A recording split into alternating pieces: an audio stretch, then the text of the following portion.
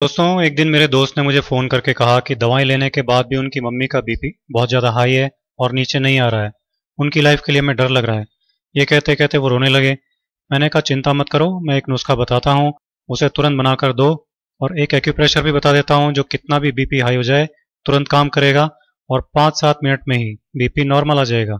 मैंने कहा कि एक कटोरी पुदीने की पत्तियां मिक्सी में डालो, साथ में 2-3 चुटकी काली मिर्ची का पाउडर और थोड़ा सा पानी डाल लो और इसको पीस लो। पुदीने की चटनी बन जाएगी। पुदीने की चटनी की 2-3 चम्मच तुरंत इनको खिलाओ।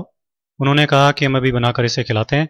फटाफट 2 मिनट में ही उन्होंने चटनी तैयार कर ली और तुरंत उनको खिला दी।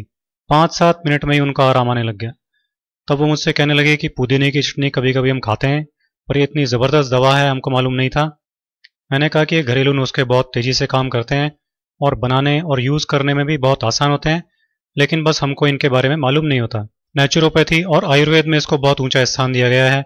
अब आप ऐसा करना कि अभी तो हर 2 घंटे से एक एक चम्मच ये पुदीने की चटनी को खिलाना और फिर कल से दोनों टाइम खाना खाने के साथ इसे खिलाना। इससे बीपी नॉर्मल रहेगा, बढ़ेगा नहीं। इससे पेट भी साफ रहेगा और गैस भी नहीं बनेगी, क्योंकि पेट की गड़बड़ी और गैस से भी कई बार बीपी हो जाता है। तो अगर इनको इसकी वजह से बीपी बढ़ रहा होगा तो वो प्रॉब्लम भी हमेशा के लिए ख़त्म हो जाएगी।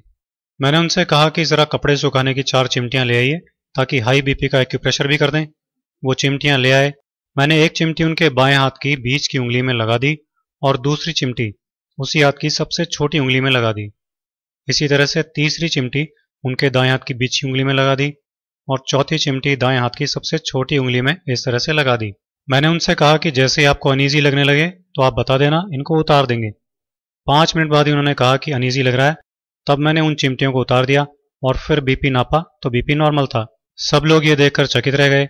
मैंने कहा कभी भी ऐसी बात हो तो इसे तुरंत कर डालना और इसे रोजाना दिन में एक बार इसी तरह से करना। बीपी हमेशा नॉर्मल बना रहेगा, जान का खतरा भी नहीं रहेगा। सबकी आंखों में आंसू थे, लेकिन वो खुशी के आंसू थे, क्योंकि उनकी माँ की जान अब खतरे से बाहर थी। तो दोस्तों, आप भी हाई बीपी के इस बेहद आसान इलाज को यूज कीजिए, अपनी लाइफ सेव कीजिए।